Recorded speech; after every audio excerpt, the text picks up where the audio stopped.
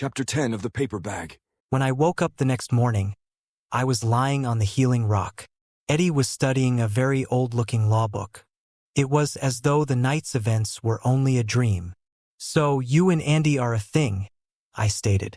Eddie ran to me. Shh! He looked behind him. I knew they were going to ask you to heal him after you helped your mother. Here. He threw a gray shirt at me. "So you followed us?" I asked as I put the shirt on. I am your bodyguard, and if word gets out that you healed a yellow hand, it's going to get ugly around here. Do you want some help to get up? "I don't know yet," I said, stretching and yawning. "I feel pretty good." Scooting to the edge of the rock, I sat up and waited for my head to stop spinning. "So how long?" Eddie looked at his watch. A little over 8 hours. Laughter burst from me.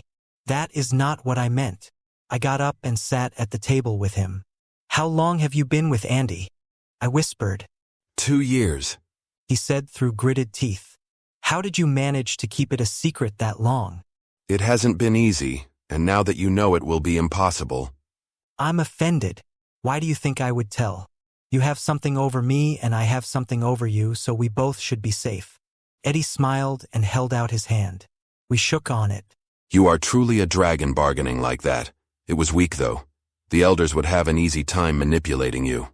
He said the words like I had better watch out. I'm hungry, what about you? He said, slamming the large book closed. It was as if he flipped a switch. "How do you go from beware to I'm hungry? Are you trying to be cryptic?" I asked, following him into the kitchen. Frank wasn't in his usual place in the kitchen. Everything was clean and put away. You want a hot drink? Eddie winked at me. "Yes, please," I said and sat at the bar. "Are you bipolar?" Eddie laughed. I feel like it sometimes. Today we will be in the repository. He began blending. "Do you spend a lot of time there?" Not lately. I need to do some work for a very important client. "Is that why you had that law book?" Yes, and client confidentiality is vital to my business. He added different hot peppers. "How can you work and babysit me?" It isn't easy, but I have help. "Do they have yellow hands?" Eddie narrowed his eyes at me. Why would you say that? "Don't tell me you don't care about them." Shut your mouth. Eddie hissed. Things like that should not be spoken here. "Then where?" The repository. Old Salty doesn't hear very well, and even then the walls have ears and eyes. Eddie whispered. "What about the slave village?" I was alarmed. Yes, even there, but I shut them off before you left. Now no more talking. Eddie was involved with the yellow hands, and I was going to find out how deep. "How are things coming on finding my dad?" Eddie looked relieved to change the subject. We have a fresh lead that he is in Arco, Idaho, in an underground facility. The place has many lava flow caves, so it will take a while to find it. Cyrus left his morning. "I want to know as soon as you do. Please." Eddie slid a large full cup to me before filling his own. I'll tell you what I can. Cass wants a tight lid on this. "It's my dad we are talking about." I know, but they are afraid you'll want to go save him, and we can't let that happen. "Are you kidding me? I won't be able to help save my own father. What if he's hurt?"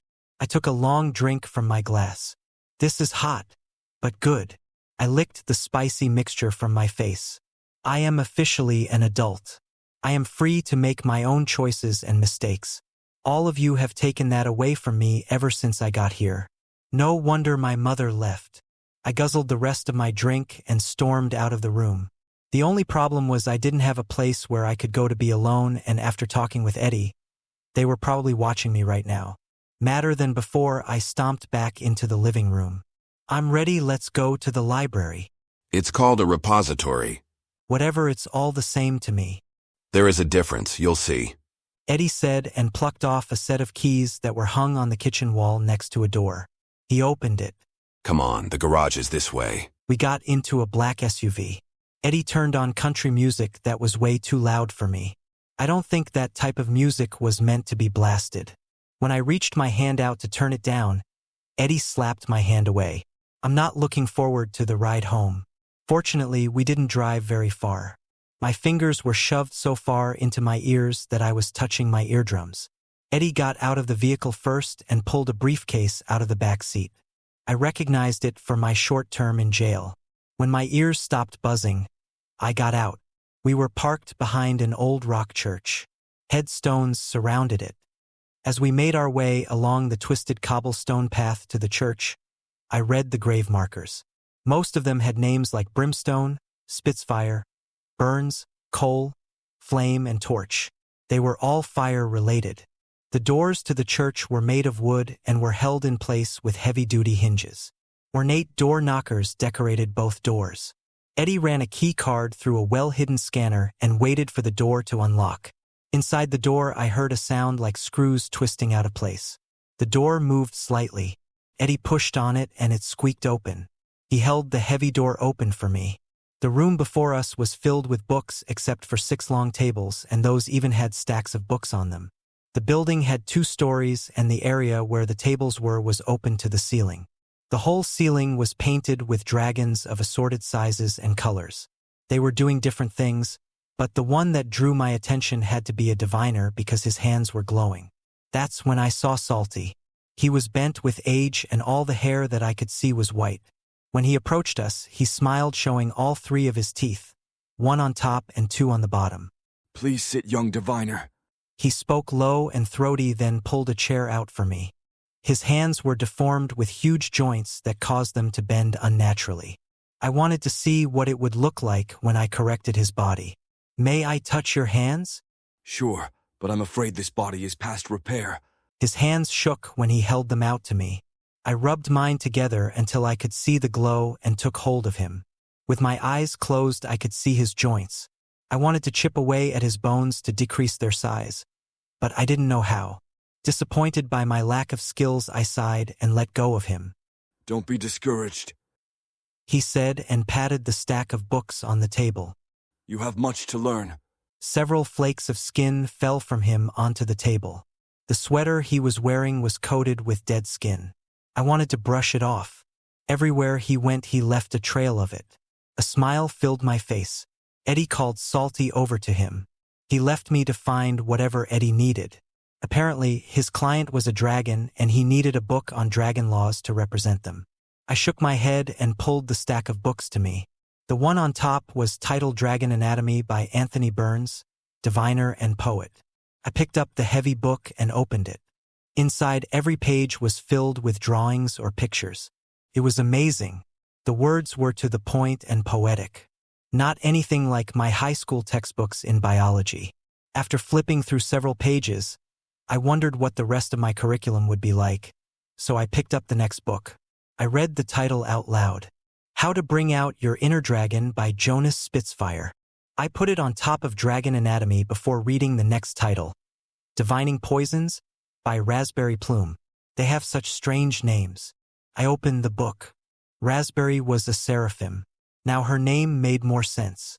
The hardest thing to divine is poisons. In this book, I will attempt to teach you how to see poisons in the blood, flesh, and lungs, as these are the ways poison can enter the body.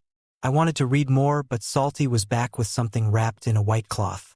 My prince, you may take these books with you to study, or stay here if you like. He wheezed. This book is older than me and must stay here.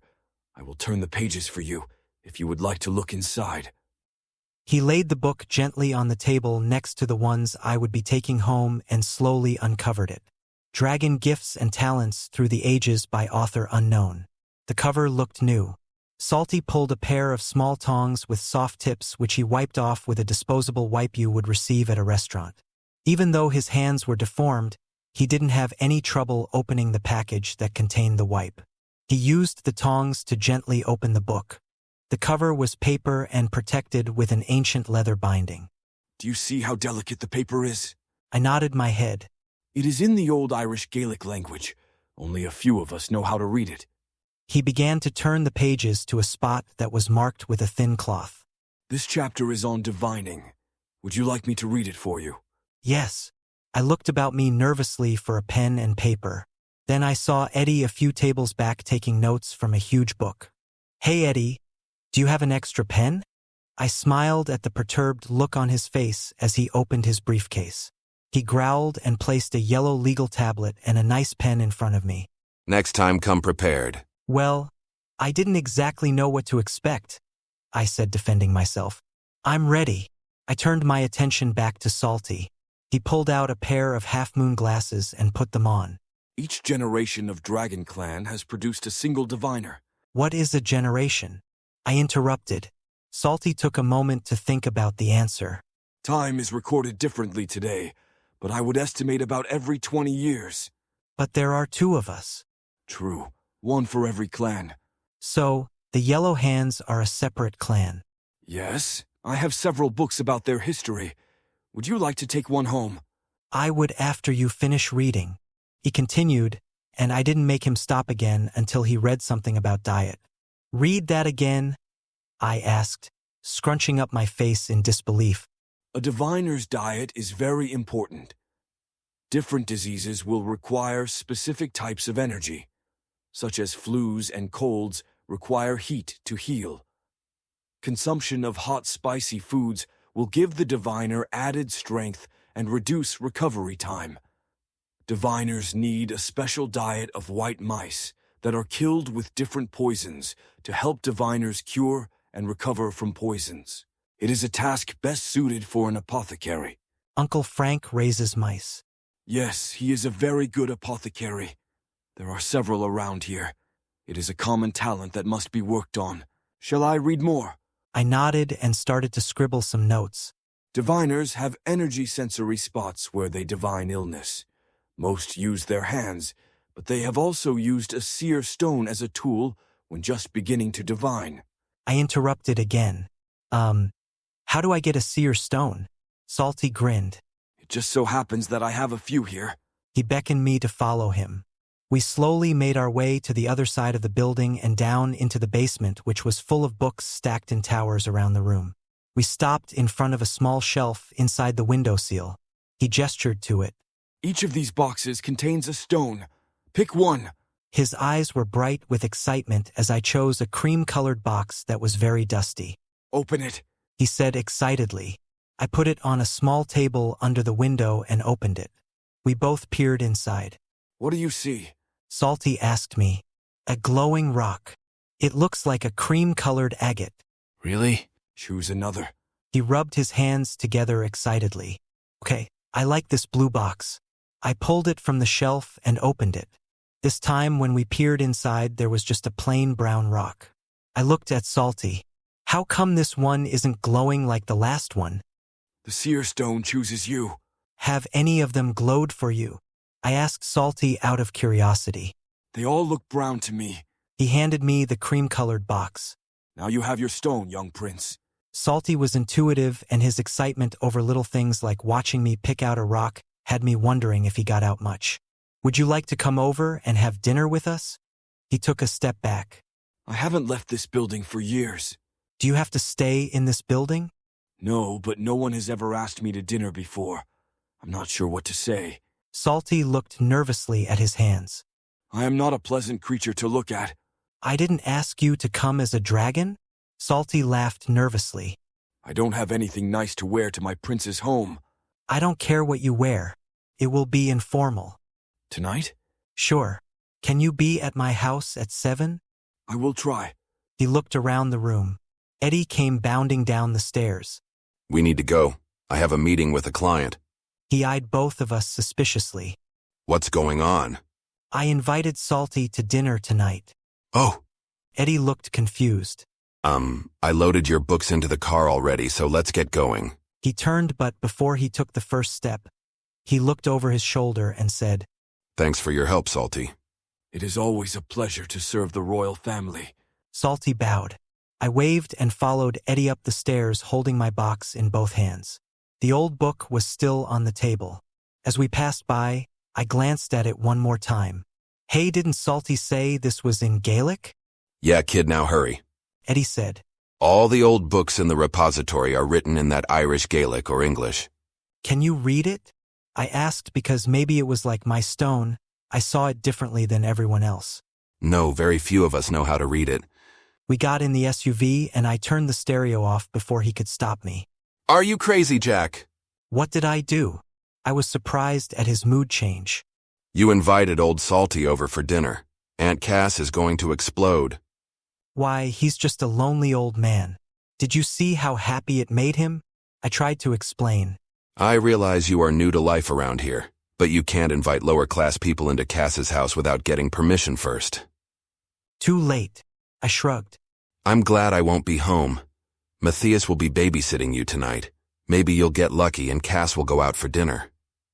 I'm sick of the way the royal family treats the people they are supposed to care for.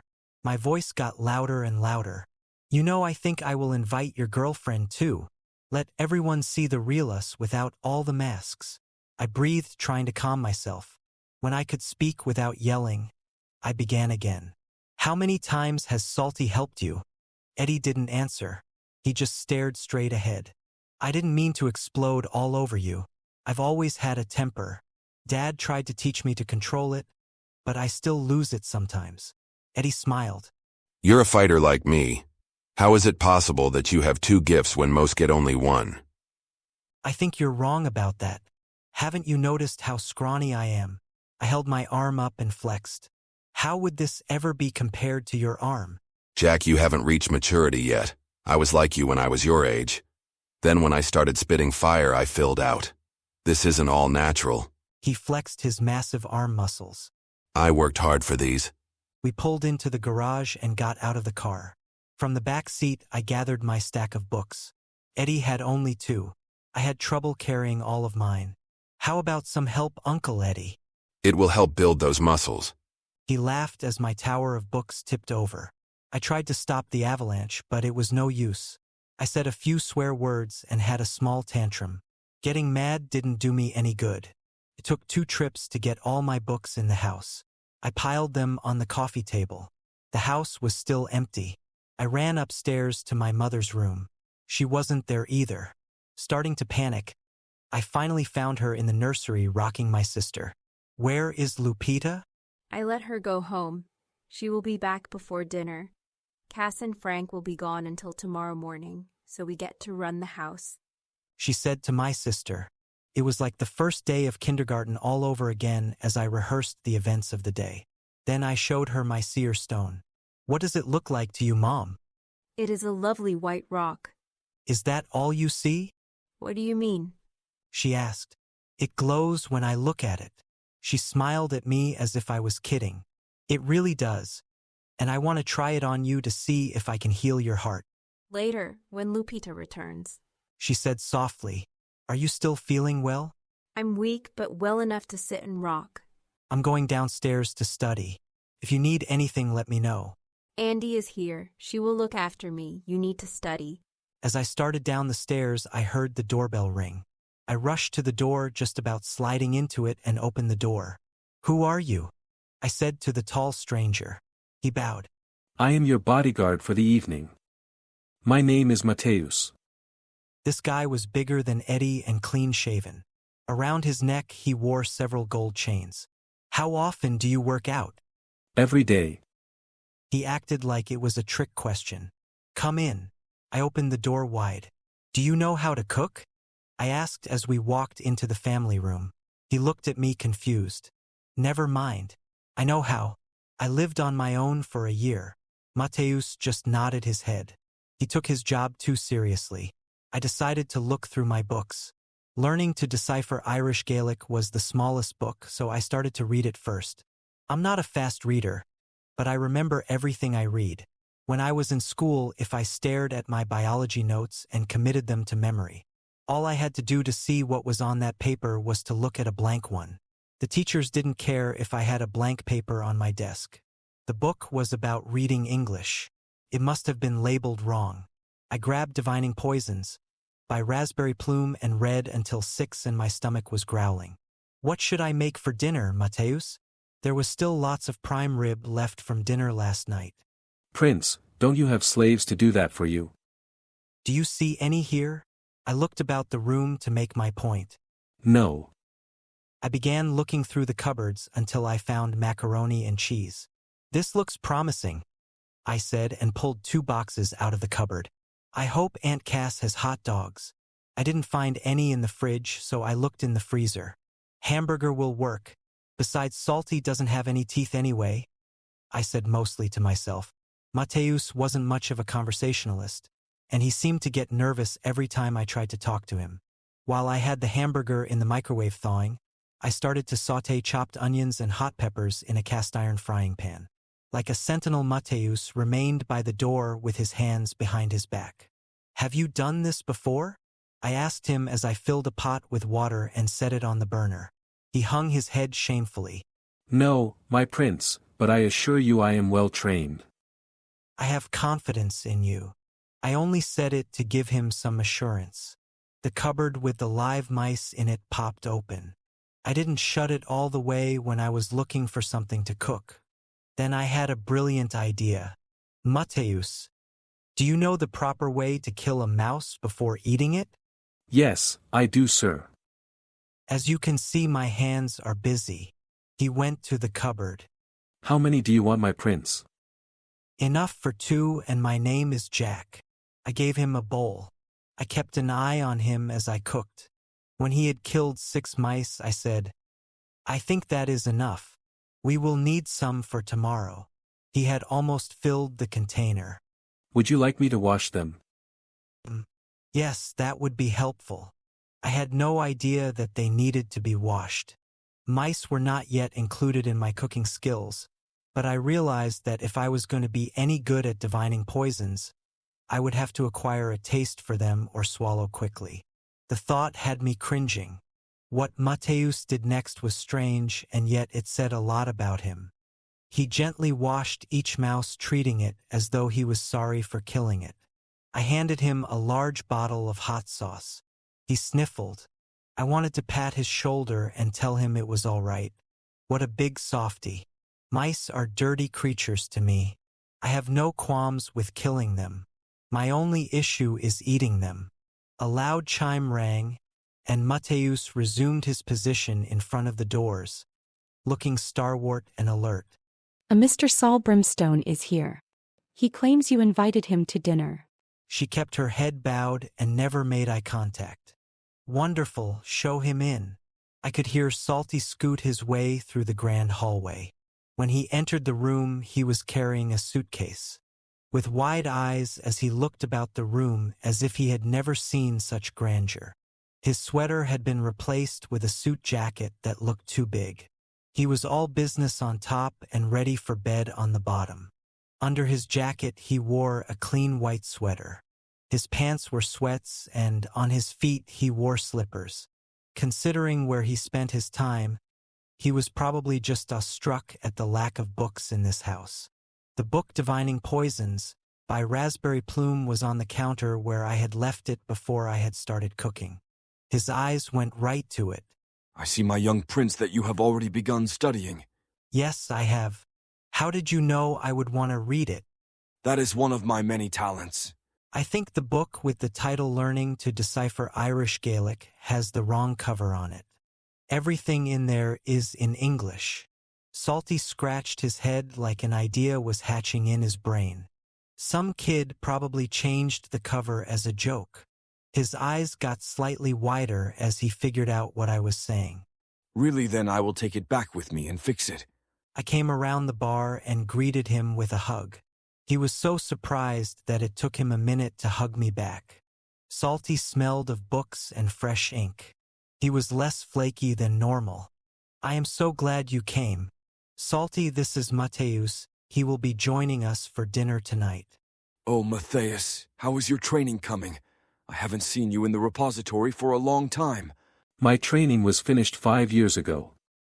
Even when speaking, he remained at attention. "What is the suitcase for?" I asked, worried that he mistook my offer and was planning to move in. It is a surprise for later. He wheezed and set it on the floor under the counter. Where is that English book? I went to the coffee table and picked it off the stack. "Here," I said, and gestured to the bar stools. He carefully slid the book into a pocket on the side of the suitcase. When he was done, I said, "Dinner is informal, so we will be sitting at the kitchen bar." I patted the stool next to me. He easily made himself comfortable on it. Andy was back. "Your mother overdid herself and asks that her dinner be brought to her room." "Thank you, Andy. I will take her dinner to her later." She bowed humbly before leaving. I filled 3 plates of food and 2 bowls of fresh mice. I cooked this myself. I said proudly, Mateus, this plate is for you. I slid it in front of an empty seat before returning to sitting next to Salty again. My bodyguard just stood still. Please join us for dinner, Mateus, I asked again politely. My prince, that is not part of my job. Why are you disobeying an order from royalty? Come sit and eat. Salty said. Then go back to guarding the door. Mateus looked confused, like he couldn't decide what to do, then sighed heavily, and he sat next to me. I watched him eat all the mice in his bowl. Then Salty picked up a mouse by the tail and sucked it into his mouth. He ate half of them and slid the bowl over to me. I haven't acquired a taste for mice. It's enough for me to just watch a dragon eat them. Salty raised his eyebrows at me and slid the bowl closer. Try one. He offered again. I'm not ready, I said, shaking my head. It is a rite of passage for us drakes. Mateus added. Apparently, my baby sister had already passed the test I was being urged to take. So what you are saying is that all drakes eat these. I picked up a mouse by its tail, and my stomach refused to even let it get close to my lips. I put the mouse back into the bowl and pushed it over to Salty's plate. I need my strength to give my mother a healing session. If I eat that, I pointed to the bowl of mice, I will lose the contents of my stomach. Without hesitation, Salty picked the mouse up, placed it in his mouth, and swallowed it whole. Now that the mouse was out of my view, I ate my dinner. Mateus inhaled his meal and was back at the door doing his duty, while Salty and I talked about the book I was reading. He is a fascinating dragon, and his wealth of knowledge was a treasure to me. In my heart, I knew he was a dragon I could trust. When I was finished my dinner, I heated leftover prime rib for my mother. I put some of my macaroni and cheese on the plate too. Do you want to meet my mother? I looked hopeful at my new friend. She says she knows you. Ah, I remember Bright Eyes. She was my favorite student. Do you think of everyone who comes to the repository as a student? All good books are teachers. Since I am their caretaker, those who use my books become my students. When a student comes to me, the books that they need come into my mind. He reached down and patted his suitcase. I picked up my mother's plate and headed to the stairs. Salty scooted behind me and didn't catch up until I stood at the door to her room and knocked. Andy opened the door. Is my mother decent? I asked. She is. She opened the door wide. I took a step towards the doorway. Salty put his hand on my chest, holding me back. I looked at him confused. Shh, He said, holding a finger to his lips. I watched him open a side pocket on his suitcase and reach into it. From it, he pulled a small blue marble. He bent over and rolled it into the room. Blue moist smoke filled the air. That was a mist bomb. I designed it to mess up surveillance equipment. This room is being watched. Salty whispered. I have much to show the two of you that must be kept secret. Then he let me enter the room. The thin mist was on everything. It messes up the cameras and gums up the audio. A very handy tool to have. I would be happy to show you how to make them. He leaned in close to me. Come alone when you do. I smiled proudly at him. I can't wait. The bad thing about this bomb was that my mother was coated with the sticky dew. I should have known something like this would happen with Salty here. My mother said. Salty bowed down on one knee. My queen, my apologies, but you're being watched. I know. Sometimes I feel as though I have moved from one cage to another. Salty sniffled. I brought you some reading. He handed a book to my mother. Andy, would you please bring me a wipe to clean myself? While we waited for Andy to return, Salty said, He mist will disintegrate in an hour, and it will leave your skin feeling rejuvenated. Andy handed some baby wipes to my mother. When her hands were clean, she took the book. How to Raise a Strong Queen by Queen Meredith III, my great-great-grandmother. She smiled. You are the best at your craft. She wrote this book after raising a brat. It made a good story, though. She was the only queen that was dethroned by her people, and her sister proclaimed queen in her stead. Salty explained. Yes, Mother used that story to make Cass and I behave. Salty pointed to the book. This book is how to do it right. No one has read it except for me. Queen Meredith entrusted it to me and told me that I would know when the time was right to give it to a worthy descendant of hers. He paused to clear his throat. It is written in her own handwriting, see? I did the binding, of course. I was glad I invited Salty to dinner. How could anyone not like him? He pulled another book from his case. This is for you, Jack. The book had a dark green cover with bright yellow pages, but no words were written on it. I opened the book and found the title. A Brief History of the Organsis Tribe, I read aloud. Andy gasped and looked up for the first time. That is my clan. If Aunt Cass was here, she would have been reprimanded for talking. Yes, it is. Salty said nicely. I read the author's name. By Saul Brimstone. You wrote this. Yes, and many others like it. These things are forbidden to write, but I had to. Please keep it a secret. He looked as if he would take the book back if I didn't agree. I will guard this secret with my life. I held the book close to my chest. If it comes to your life or the book, give up the book. Salty said, smiling at my over-exaggeration. Andy hung her head and stepped back away from us. You are very special. Come here and don't be afraid. Salty said to Andy and beckoned her to come to him. I have a gift for you. Choose a box. I recognized those boxes. He was giving her a seer stone. Excitement caused my heart to beat faster. My seer stone was on the healing stone next to my mother's pillow where I had left it. With anticipation, I watched Andy's eyes to see which box she would pick. She looked at each container and their old, tattered edges before pointing to a dark red box. Salty picked it up carefully and opened it for her. What do you see? He asked. All I saw was a red stone. It is so bright. What is it? It is your seer stone.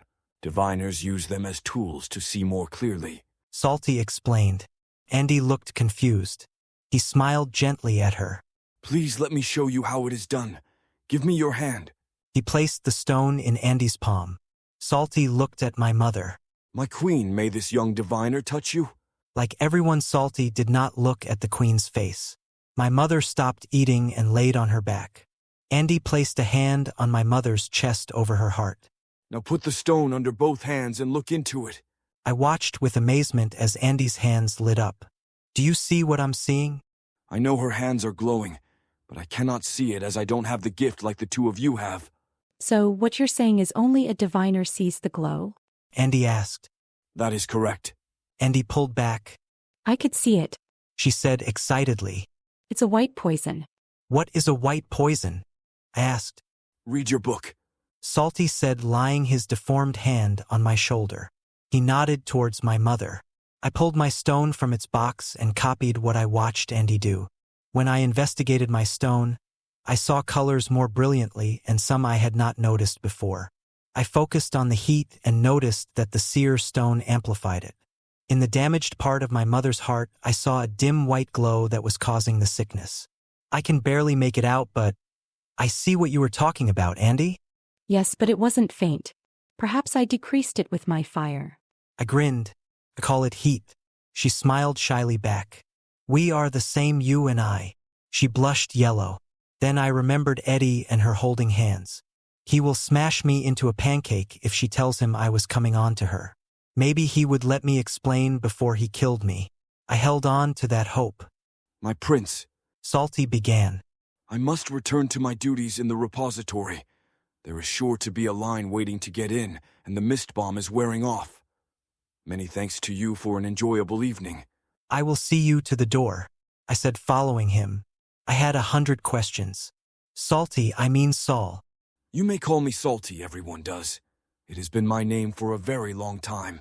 What is a white poison? Too many eyes and ears here. Read your books and come see me. There are less eyes and ears in the basement of the repository. He whispered. I opened the front door and watched him walk away. You walked, I yelled. It is the only way for an old dragon to travel.